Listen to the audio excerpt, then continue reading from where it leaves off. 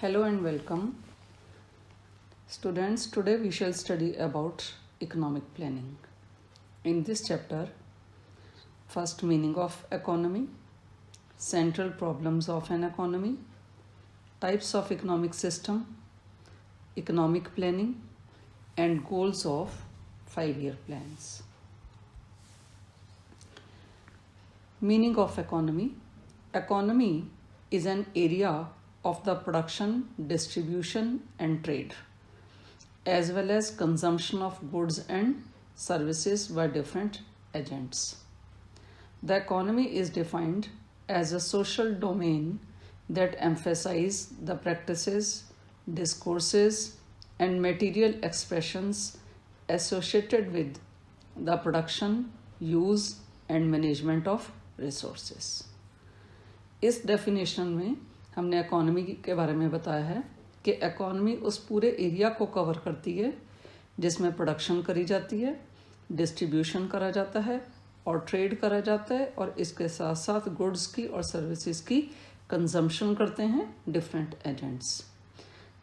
Economy को हम एक सेकंड वे से भी डिफाइन कर सकते हैं कि ये वो सोशल डोमेन है जिसमें एम्फेसाइज करा जाता है वो प्रैक्टिसेस जिसमें कि जिनको हम मटेरियल के रूप में एक्सप्रेस कर सकते हैं और जिनका संबंध प्रोडक्शन के साथ, उसके यूज़ के साथ और रिसोर्सेज को कंट्रोल और मैनेजमेंट के साथ होता है।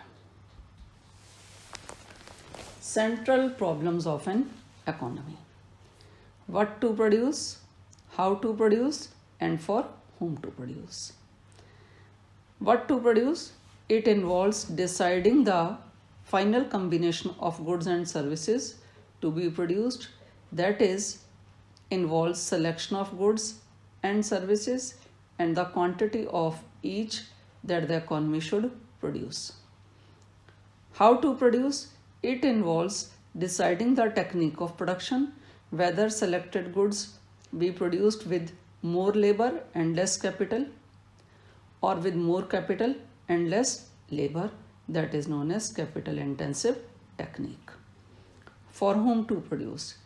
It involves deciding the distribution of output among people, that is, it involves selection of the category of people who will ultimately consume the goods. Central problems of economy का मतलब होता है कि वो प्रॉब्लम्स जो दुनिया की सारी इकोनॉमीज फेस करती हैं। इसमें हम 3 प्रॉब्लम्स की स्टडी करते हैं। What to produce. What to produce, इस प्रॉब्लम का संबंध उन सिलेक्शन ऑफ गुड्स और सर्विसेज के साथ है कि कौन से गुड्स और कौन से सर्विसेज को प्रोड्यूस करना है। ये हमें मालूम है कि जो रिसोर्सेज हैं वो लिमिटेड होते हैं और जो वांट्स होती हैं वो अनलिमिटेड होती हैं। इसलिए अगर हम मान लो कंज्यूमर गुड्स की ज़्यादा प्रोडक्शन करते हैं तो हमें कैपिटल गुड्स की प्रोडक्शन को कम करना होता है। दूसरी प्रॉब्लम है हाउ टू प्रोड्यूस। ये इस प्रॉब्लम का संबंध टेक्निक ऑफ प्रोडक्शन के साथ है कि हमने लेबर इंटेंसिव टेक्निक का यूज़ करना है या कैपिटल इंटेंसिव टेक्निक का। लेबर इंटेंसिव टेक्निक का मतलब होता है ज़्यादा लेबर और कम मशीनें, और कैपिटल इंटेंसिव टेक्निक का मीनिंग होता है ज़्यादा मशीनें और कम labour. Third problem, for whom to produce, किसके लिए प्रोडक्शन करनी है। इस प्रॉब्लम का संबंध है कि जो हमने आउटपुट प्रोड्यूस करी है उसको कैसे डिस्ट्रीब्यूट करना है, कि जैसे हमारी इकोनॉमी में रिच पीपल भी होते हैं और पुअर पीपल भी होते हैं, तो गुड्स को कौन कंज्यूम करेगा। Types of economic systems: capitalistic economy, socialistic economy, mixed economy. Capitalist economy, it means that an economy which is owned, controlled and operated by private sector. Capitalist economy वो economy होती है जिसमें जितने भी means of production होते हैं, means of production का मतलब है लैंड, लेबर, कैपिटल और एंटरप्राइज, इन सब को ओन और कंट्रोल सिर्फ प्राइवेट सेक्टर कहता है। इसको मार्केट इकोनॉमी भी कहते हैं। Socialistic economy, means of production are owned, controlled and operated by government. Socialistic economy में, जिसको प्लान्ड इकोनॉमी भी कहते हैं, इसमें जितने भी मीन्स ऑफ प्रोडक्शन होते हैं उनका ओनर, कंट्रोलर और ऑपरेट सिर्फ गवर्नमेंट करती है। Mixed economy, both public and private sector are allotted respective roles for solving economic central problem. Mixed economy वो होती है जिसमें मीन्स ऑफ प्रोडक्शन के ऊपर प्राइवेट सेक्टर और पब्लिक सेक्टर दोनों का कंट्रोल होता है।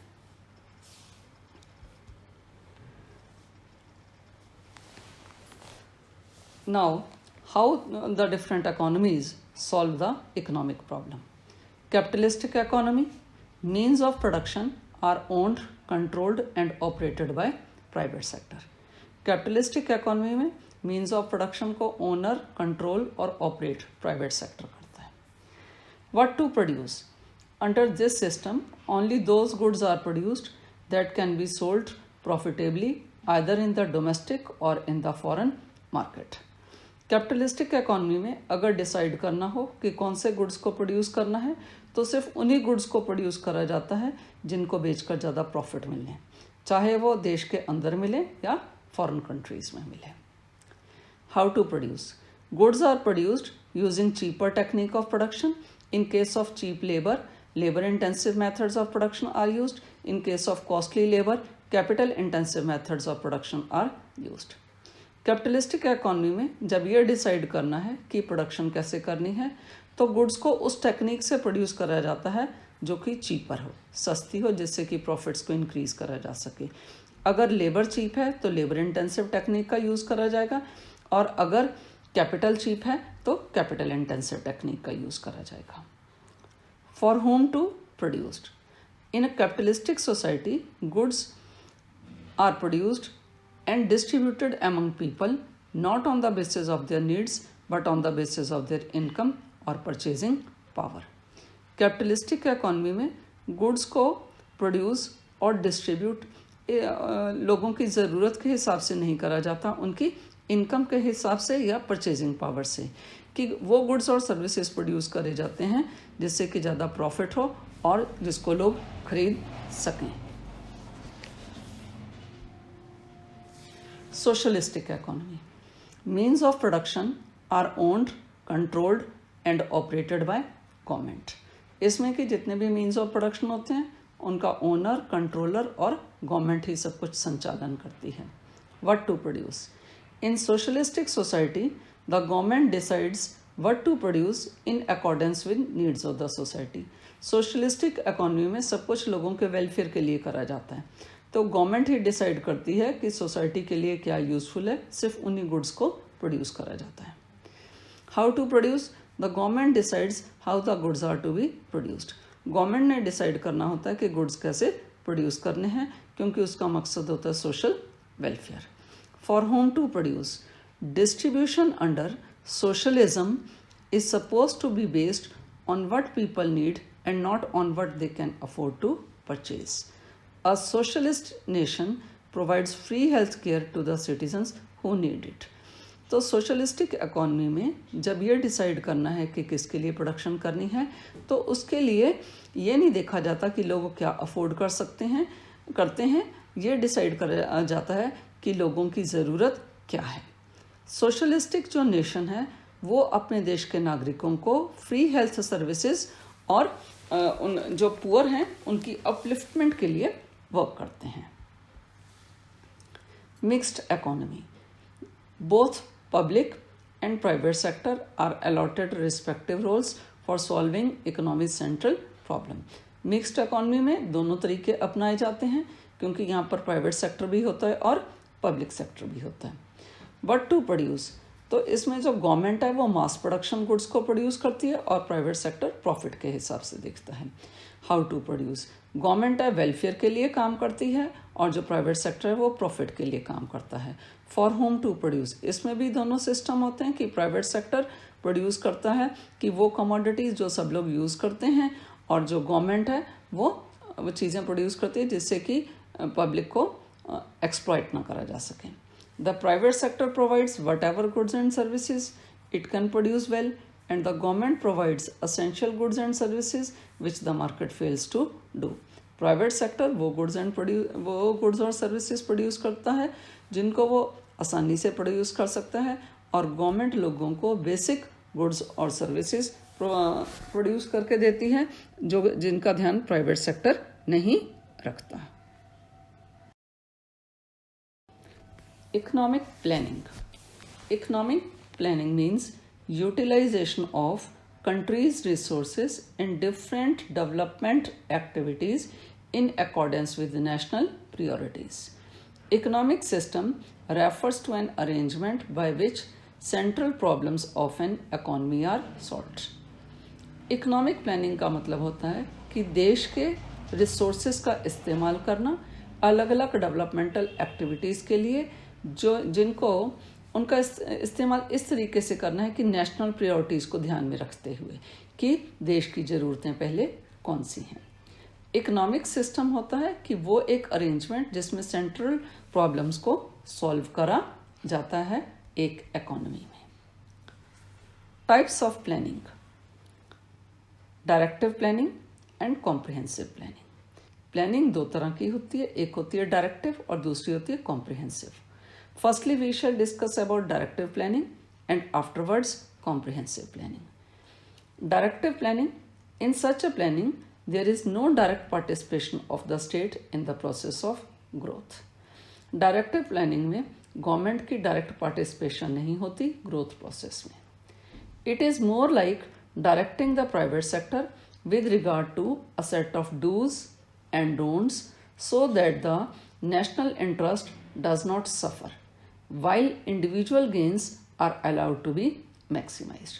डायरेक्टिव प्लानिंग में गवर्नमेंट है वो प्राइवेट सेक्टर को निर्देश देती है कि क्या करना चाहिए और क्या नहीं करना चाहिए, जिससे जो देश का इंटरेस्ट है वो सफ़र ना हो, और इंडिविजुअल गेंस को, जबकि इंडिविजुअल गेंस को भी मैक्सिमाइज करा जाता है। Directive planning is pursued in capitalistic economy.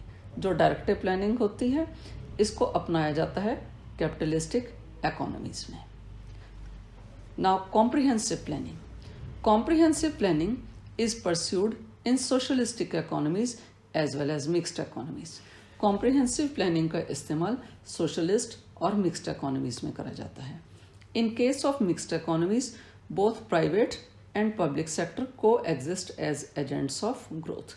Mixed economy में private sector और public sector दोनों ही एजेंट होते हैं ग्रोथ के, मतलब प्राइवेट और पब्लिक सेक्टर दोनों कोशिश करते हैं देश की ग्रोथ में, एक बराबर अवसर होते हैं उनके पास। While individual gains are allowed to be maximized as under capitalism, social gains are fostered through direct participation of the state as under socialism. जबकि जो इंडिविजुअल गेन्स हैं उनको मैक्सिमाइज करा जाता है कैपिटलिज्म में, और जो सोशल गेन्स हैं वो उनको अपनाया जाता है ये कॉम्प्रिहेंसिव प्लानिंग में सरकार की डायरेक्ट पार्टिसिपेशन के द्वारा। Goals of 5-year plans. इसमें हम बात करें long term goals: GDP growth, full employment, equity, self-sufficiency and modernization. GDP growth. Increase in GDP implies increase in the level of output in the economy. GDP growth का मतलब होता है कि production के लेवल को इंक्रीज करना। It implies an increase in the flow of goods and services in the economy. तो GDP को कैसे करा जाता है? गुड्स और सर्विसेज की प्रोडक्शन को बढ़ाकर। When an increase in the flow of goods and services is consistent over a long period of time, it is called economic growth. Thus, GDP leads to economic growth. जब goods और services लगातार एक लंबे समय तक बढ़ते रहते हैं तो उससे इकोनॉमिक ग्रोथ पॉसिबल होती है और जीडीपी से इकोनॉमिक ग्रोथ होती है। Increase in GDP depends on two factors: increase in resource base of the country, increase in productivity through innovative technology. तो जीडीपी यानी कि प्रोडक्शन को हम दो तरीके से बढ़ा सकते हैं। पहला रिसोर्सेज को इंक्रीज करके देश में, और दूसरा प्रोडक्टिविटी को बढ़ाकर। प्रोडक्टिविटी को बढ़ाया जाता है न्यू टेक्नोलॉजी का इस्तेमाल करके। Second is full employment. Full employment refers to a situation when all the people who are able to work and willing at the market wage rate are getting work. In other words, those who are able to work and are willing to work must get work this is called social objective of planning. Full employment वो स्थिति होती है जिसमें वो लोग जो काम करना चाहते हैं, जो भी बाज़ार में मार्केट में जो वेज रेट है उन सबको काम मिल जाता है। इस और फुल एम्प्लॉयमेंट किसी भी, जैसे हमारे भारत देश की सोशल ऑब्जेक्टिव है प्लानिंग का। The objective of full employment focuses on inclusive growth. It implies that more and more people should participate in the process of growth. Benefits of growth must be shared across wider sections of the society. तो जो objective है full employment का, ये focus करता है inclusive growth में, कि इसमें हमने ग्रोथ शामिल करनी है जिससे ज़्यादा लोगों को जॉब अपॉर्चुनिटीज़ प्रोवाइड करी जा सकें, जिससे कि वो ग्रोथ प्रोसेस में अपने आप को भागीदार समझें। और जो ग्रोथ का फ़ायदा है वो वाइडर सेक्शंस में, मतलब अमीर गरीब मिडिल क्लास सबको मिले। Next point, equitable distribution. Economic growth would become meaningless exercise if the benefits of growth accrue to only a handful of people in the society। कि इकोनॉमिक ग्रोथ का कोई मायना नहीं रहेगा, उसका कोई अर्थ नहीं होगा अगर ग्रोथ का बेनिफिट सिर्फ समाज में कुछ ही लोगों को मिलता है। Growth serves virtually no purpose in a society where rich tend to become richer and the poor continue to struggle even for the essential of life। कि इकोनॉमिक ग्रोथ के इक्विटेबल डिस्ट्रीब्यूशन के कोई मायने नहीं रहते अगर ग्रोथ का फ़ायदा सिर्फ अमीर लोगों को मिलता है, यानी कि वो दिन प्रतिदिन अमीर होते जाते हैं और जो गरीब है उसको ज़िंदगी की बेसिक नेसेसिटीज़ ऑफ लाइफ हैं वो पाने के लिए भी वो संघर्ष करता है। Benefits of growth must spread across all sections of the society so that the distribution of income becomes equitable. जो ग्रोथ के फ़ायदे हैं वो समाज के हर वर्ग को, हर हिस्से को मिलने चाहिए, जिससे कि जो इनकम की डिस्ट्रीब्यूशन है वो सबके लिए इक्वल हो। Modernization refers to updation and adoption of modern technology in the process of growth. Green revolution in Indian agriculture is a well-known example of how technology can bring about revolutionary changes in output. Modernization का मतलब है कि updation करना, कि समय के हिसाब से चेंज करना और नई टेक्नोलॉजी को अडॉप्ट करना ग्रोथ प्रोसेस में। इसका एक एग्जांपल है, जैसे भारत में एग्रीकल्चर में ग्रीन रेवोल्यूशन आया, जिससे कि जो भी जैसे कि वीट है, राइस है, जो ये फसलें हैं, इनकी आउटपुट बढ़ी। Modernization includes adoption of new technology. Modernization aims to increase the production of goods and services through use of new technology. Modernization में दो बातें आती हैं। पहली बात है अडॉप्शन ऑफ न्यू टेक्नोलॉजी, कि नई टेक्नोलॉजी को अडॉप्ट करना जिससे कि हम गुड्स और सर्विसेज की प्रोडक्शन को बढ़ा सकें, जिससे कि वो समाज के हर वर्ग को मिल सके। सेकंड है इसमें change in social outlook. Modernization का मतलब होता है कि जो हमारे समाज की जो आउटलुक है, जो हमारे देखने का नज़रिया है, उसमें भी बदलाव आना, उसमें इम्प्रूवमेंट होना। जैसे जेंडर एम्पावरमेंट, की जो वुमेन है या लेडीज़ हैं हमारे समाज में, उनको इक्वल अपॉर्चुनिटीज़ देना या इक्वल राइट्स देना। Last is self sufficiency. Self sufficiency under Indian conditions means overcoming the need of external assistance. It means development through domestic resources. Self sufficiency का मतलब है आत्मनिर्भरता, कि इंडियन कंडीशंस में हम इसको कहते हैं कि बिना किसी विदेशी मदद से, बिना कि मतलब less dependence on foreign countries, हमें अपने देश के रिसोर्सेज का इस्तेमाल करना है और अपने देश की डेवलपमेंट करनी है। To promote economic growth and modernization, the 5-year plan stressed on the use of own resources in order to reduce our dependence on foreign countries। कि इकोनॉमिक ग्रोथ को प्रमोट करने के लिए और मॉडर्नाइजेशन के लिए जो 5-year प्लान अडॉप्ट करे गए, उसमें इस बात के ऊपर स्ट्रेस करा गया कि अपने देश के रिसोर्सेज का इस्तेमाल करना है और फॉरेन कंट्रीज़ के ऊपर जो डिपेंडेंस है उसको कम करना है। The policy of self sufficiency was considered a necessity because of 2 reasons. जो सेल्फ सफिशेंसी है इसको ज़रूरी समझा गया 2 कारणों की वजह से। First, to avoid foreign dependence. As India was recently freed from foreign control, it is necessary to reduce our dependence on foreign countries, especially for food. So stress should be given to attain self-sufficiency कि foreign dependence को कम करना, क्योंकि जैसे भारत है उसको आज़ादी मिली foreign control से 1947 में, तो इसलिए ये आवश्यक है कि जो फॉरेन कंट्रीज़ के ऊपर जो हमारी निर्भरता है, डिपेंडेंस है, उसको कम करा जा सके। और स्पेशली जो ये डिपेंडेंस है ये फूड ग्रेन्स से रिलेटेड, और इसके द्वारा हम सेल्फ सफिशेंसी के एम को अचीव कर सकते हैं।